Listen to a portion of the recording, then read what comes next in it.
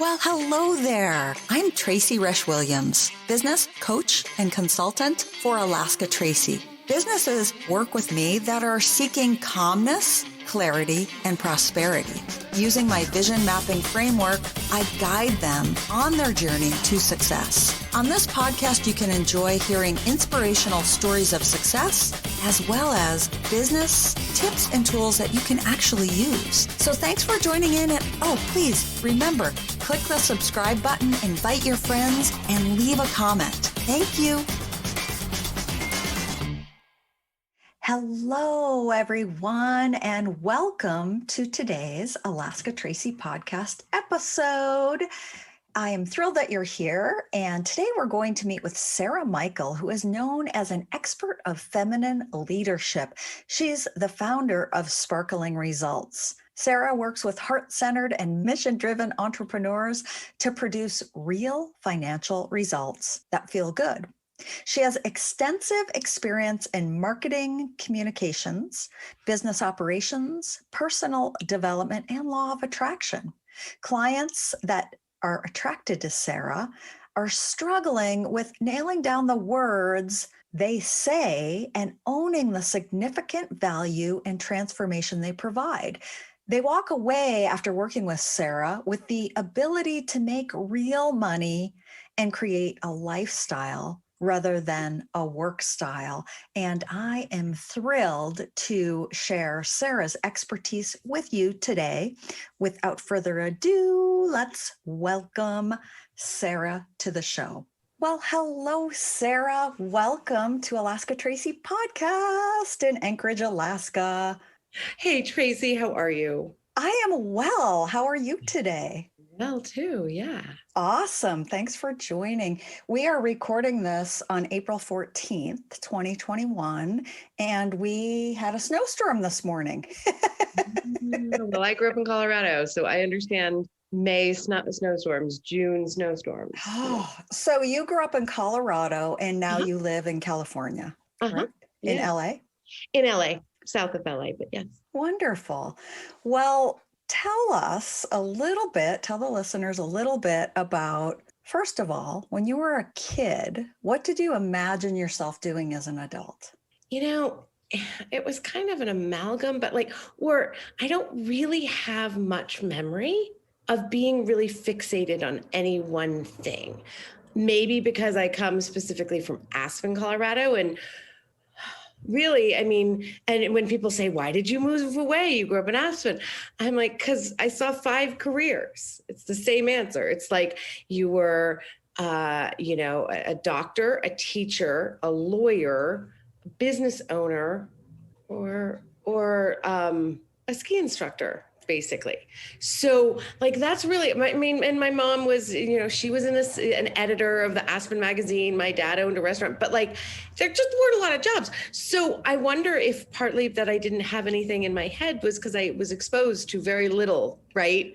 Of actual positions, what that might look like, friends, parents and stuff. And that is all to say, by the time I got to high school, I was thinking maybe I remember vaguely thinking teacher, but being I don't want that life. I've consciously not chosen teaching, kind of with that just undergrad decision. And then also looking at during my college years, looking at, did I want to get a English, master's and do and a PhD and do the professorial route or art or whatnot. And I sniffed around, but you really, as I put it, you got to kind of slut yourself around a lot of Midwestern colleges to finally land at a college that may or may not be in a place that you love. And that didn't look awesome either. So, I think the best that, I've always been drawn to teaching. In high school, it was, we knew we were really good in the words and the writing. There was the art component.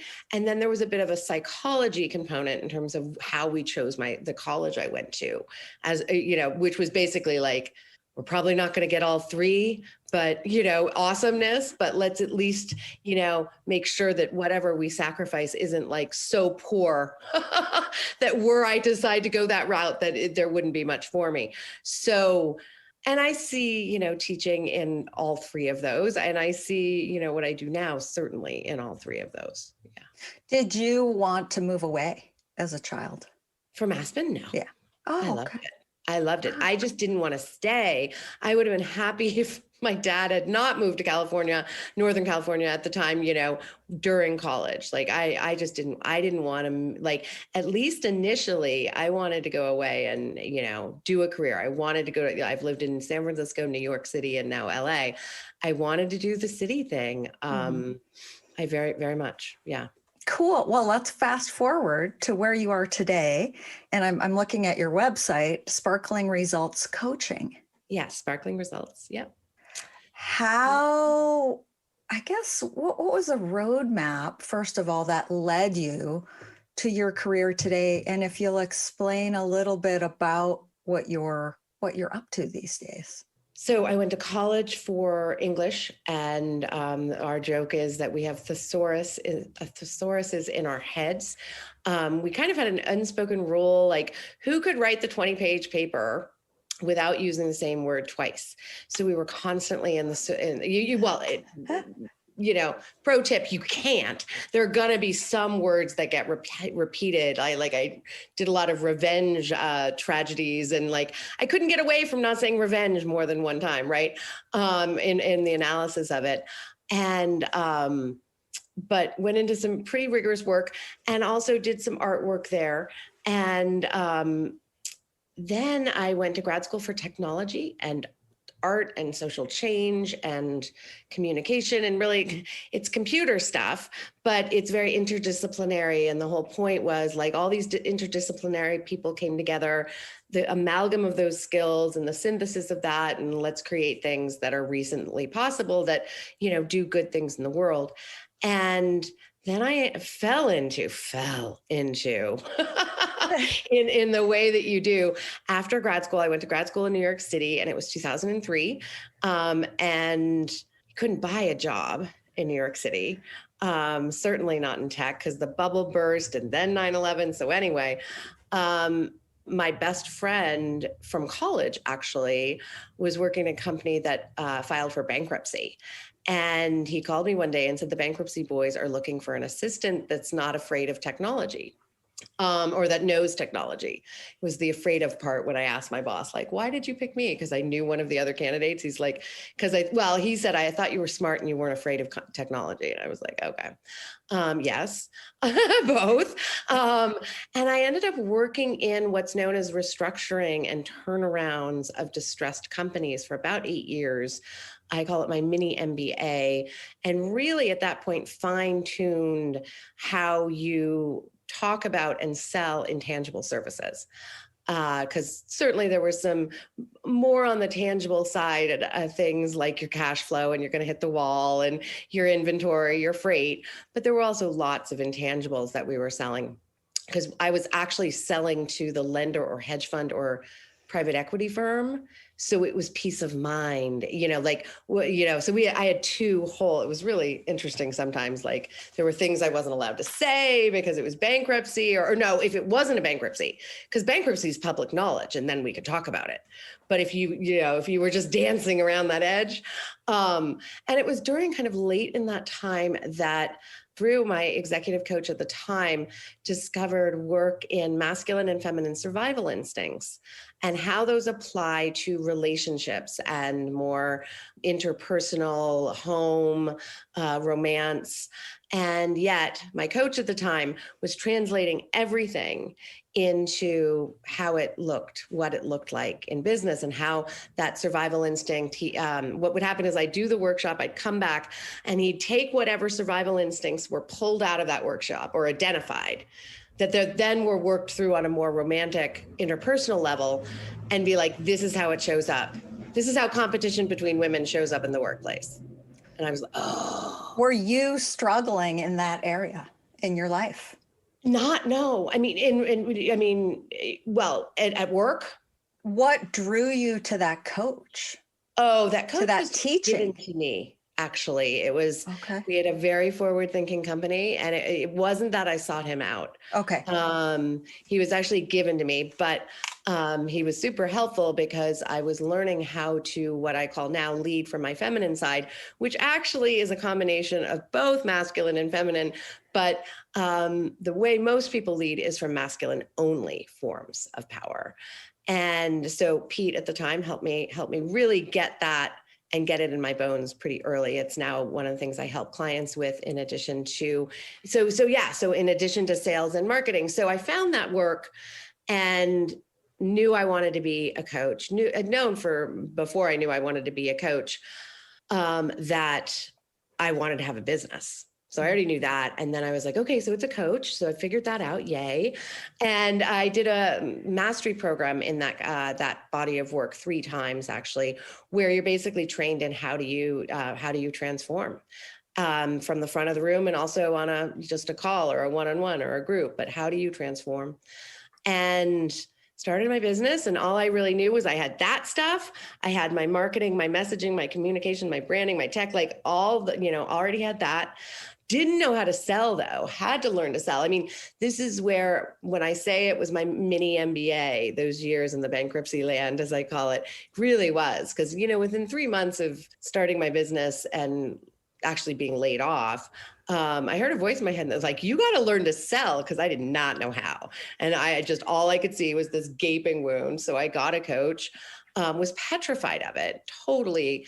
Ended up winning a sales competition like 9 months later, for Wow. the only reason, really, because I can enroll a multi-$1,000 client. I was not going to win, except this one gal that I'd had kind of multiple 10-minute conversations with over the 3 days said yes in the last 5 minutes. It was an interesting moment. It was a wild, there's a picture of me and I just look stunned, because I'm so surprised I won. Anyway, and that was actually, at this point, 8 years ago. I started my business really in earnest 9 years ago. And at this point, I help entrepreneurs to find high ticket clients wherever they go, being their quirky, brilliant self, and using what I call feminine sales power, which is the ability to be powerful in your marketing and sales without being pushy or manipulative or slimy. And I also help folks more in the career track, not the business track, because selling yourself in business is very, very similar. If you're selling yourself for a raise, if you're selling yourself for a promotion or a new position, the feminine survival instinct, I'll just wrap it up with this, just to tie it in a bow. The feminine survival instinct is to stay connected. So anytime a woman, we're all different, and it's a cocktail of energies, and we have to look for ourselves. I have these different categories of life and business that we look at, and you find where you are on that spectrum. So you just know it's self-knowledge. And most of us women, though, have a huge part of ourselves that will really hold us back out of fear, and at all levels. This stuff doesn't go away. It's a survival instinct. So in little and big ways will hold us back from being as powerful as we could be, because we're afraid to disconnect. We're afraid that we're going to disconnect and ultimately die, which is what the neural pathway does. And yeah, and all that work, but back to my thesaurus in my brain, I essentially do what I did then with the thesaurus. Uh-huh. The messaging work I do for clients now is like the inverse, because clients will give me multitudes of words, or the clients will give me very succinct, abstract words, and I will give them more words. And back then I was taking more words and putting it into succinct words, because Wow. abstract words are fine when you have 20 pages. They're not fine in a marketing message that you need to grab them right away. Right. What obstacles or big obstacle have you had in your life that's really helped you grow stronger and keep moving forward, even though at the time maybe you wanted to quit or bail or... Yeah.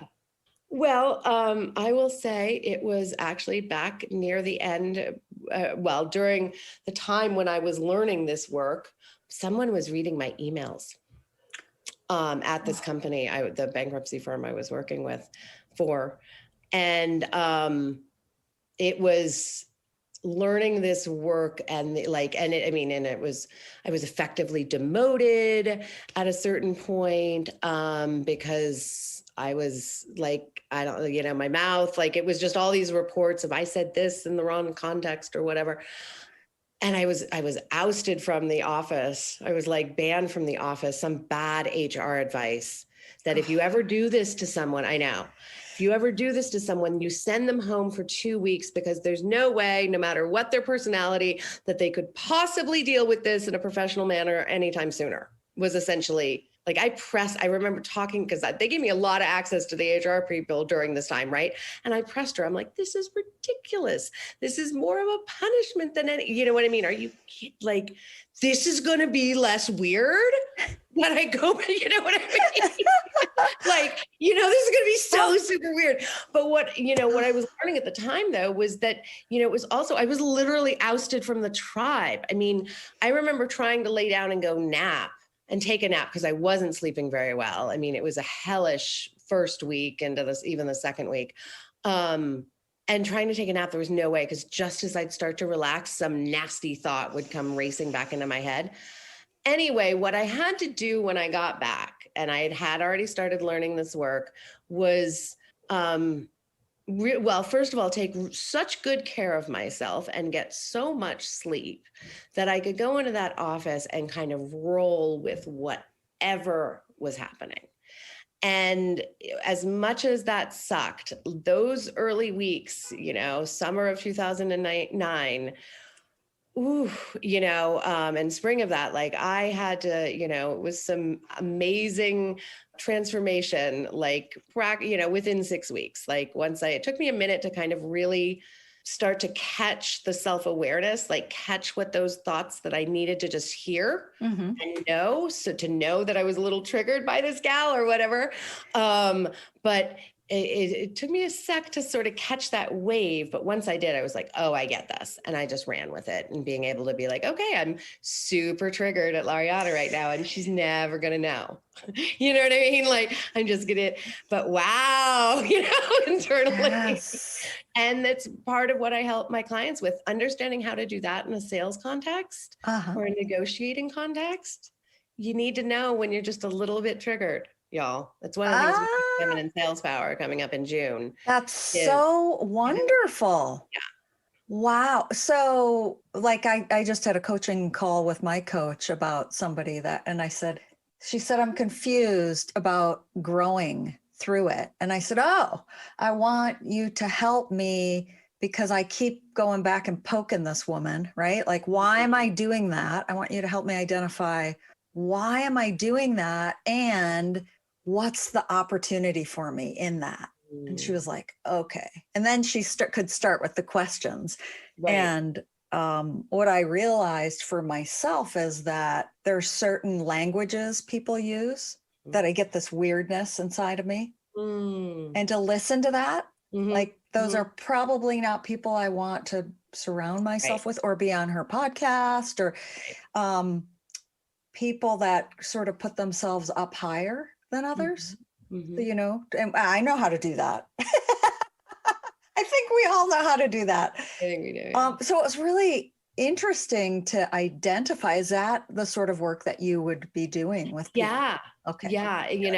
That's the mindset piece, the messaging, marketing, and sales come in, too, but more of the tactical, tangible. But that's the mindset, is becoming aware of those kind of subtleties and subtleties with language. That didn't. What was it the other day? I was on Clubhouse, and someone was saying that their accountant had questioned their coaching, their investment, their personal development. Like, do you really need to be spending X amount a month on a coach? And it wasn't the moment for me to like speak up about this, but I'm like, but that's, it may have been professional, because she's like, it's always professional. I'm like, but it's it puts the other person on the back foot. I mean, can you see it? Like, why do you like, whoa, where did this, hello, defensive stance, instead of like, tell me why personal development is so important to you. I've noticed that it's 25% of your business expenses. Right. The wording. Right. And because, oh my God, it's 25%. I didn't realize that, if they need to realize that. Right. But then we can have a talk centered around like, this is of value, evidently. Right. It can change everything and make things so much better in whatever context. That was more of a life and business versus sales. But that's so good. And Sarah and I met, we both belong to this group of 80 465,000 women. And we're members of the group. So we get to go in there and promote and do Facebook Lives and stuff. And so, and I'm actually going to talk to Sarah after we get off about some of my messaging, because my goal is to get in there and do, like I did with you, Sarah, a post that's very soft and very like, can we network? Like, I'm looking to network. And what I got from that post was 3 different responses. One, yours, you connected with me and we sort of felt each other out, because there's so much sales crap, right? In the emails and the messenger, so much like underlying, like, I'm going to get you on the phone and then I'm really going to sell you, right? So like, we have to like pick through all that to like, really, what do you want? So there was you and I connected. Then there was a woman who was like, basically, I'm really busy. I don't know if you're pitching me. I don't know what, do you want my product? If you want to talk about my product, we can talk. And I've been there. I've done that. Like somebody just emails me and I get this weird, like, this is a sales pitch. And then the third one was a woman that I got on that clearly is not looking to grow a business. She just wanted to whine, and I was able to identify it and get off the conversation rather quickly. Good. But for Sarah and I, it was, we both got on the phone and we were both coaches, and it was this you sort of do a little dance at first, like, what does she want? What does she want? And but it was the language we were both using we were shoulder to shoulder. We were just like, how could Sarah maybe help me? Or what in my huge sphere of people can I refer Sarah to? Right. And then you immediately, it just seemed even. And that's. Well, yeah. And we had a good vibe, and we were clicking and clacking, as I say. Yes. Like we had a good banter, and, that's not always the case. No. And can I say a little thing about the responses you got in the group? Yes. Especially the gal that was so busy, but if you wanted to buy her product. And, I get it. We all need to make sales at times. And sometimes when I say need, I mean, like really, really need. Like I've been there with late rent. I have been there with zero, and honestly, y'all, it got better when I stopped having any charge about having $17 in my wallet. Like, it's just like, that'll change, moving on. Like, so just a side note, that is what I'm seeing there is something I call the transactional mentality that I think the online space has just super reinforced, that's just compounded by so many entrepreneurs, and yes, highly represented in that group, but who are chasing the wrong strategies for the stage they are in business. So they can't see themselves clear to just anything that doesn't feel like it's going to turn into money. But it creates this transactional thing that if you're buying from me, great. Other than that, you're like no use to me, and you might as well be dead to me. Like, you're dead to me. I get all very dramatic, right? And the fact is, we are here to build relationships, because like, honestly, like when I said yes to that, like, I did want to make sure, but like I do connection calls all the time, that the only intention is to get to know each other. And I make that clear in the communication. I mean, that's part of, what I my part is, I don't want people to feel like I'm, sneaking up on y'all. Sneaky sales, as I call it. That ain't good, y'all. Sneaky sales. Weird.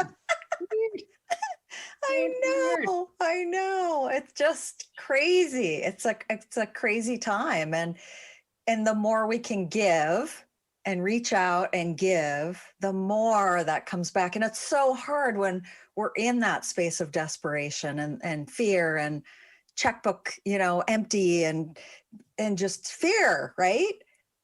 So the language that is key. What sort of clients, you mentioned a couple, but what sort of clients might you be looking for? What are their pain points? What would be a pain point of somebody Well, that my you? folks, yeah, that's good. My folks are generally, they're doing too much. I mean, it's related to sales, but what they really, really know before I get them in my world at all is they're doing too much. They're chasing more and more leads because basically they sell pretty well.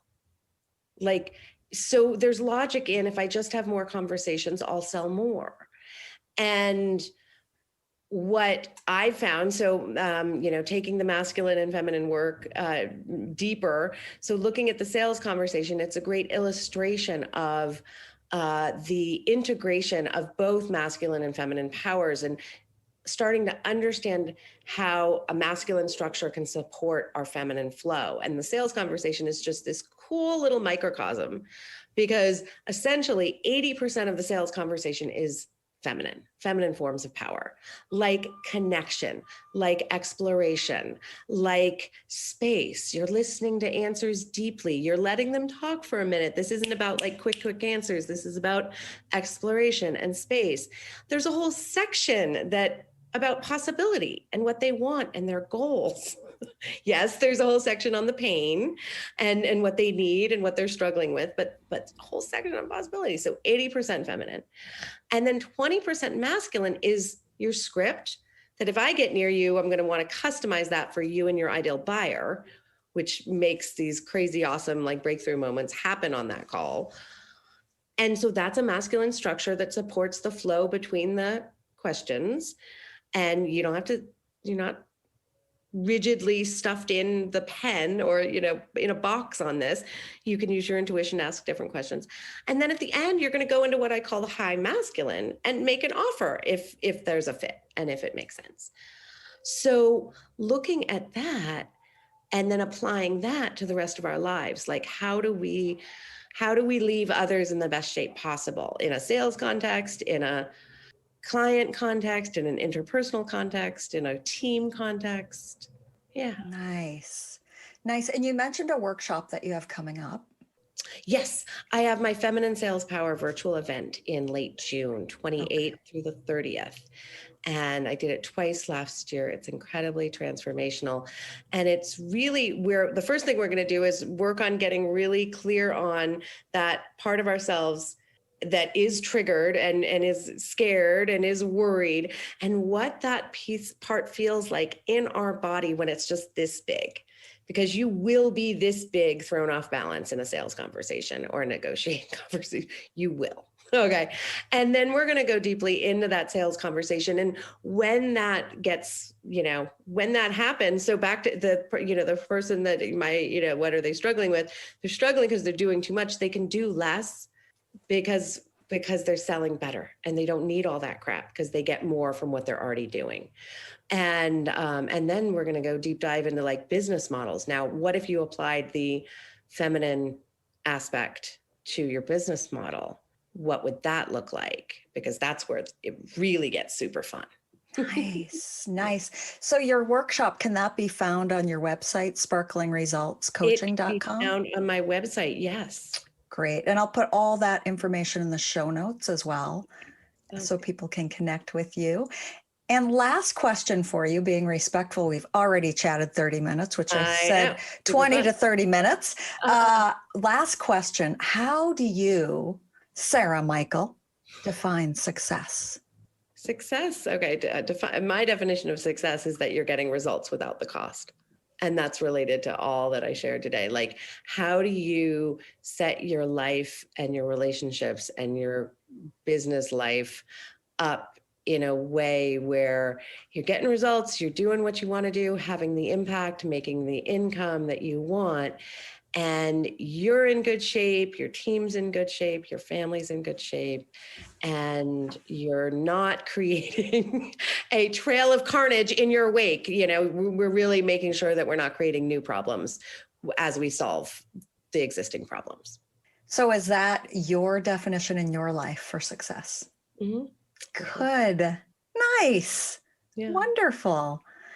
Thank you so much for all the tips and all the tools and for saying yes to being on this episode of the podcast. You're welcome. Thank you. Thank you so much. Thank you, everyone. And please remember to click the subscribe button and share this with those that could benefit, and go ahead and comment.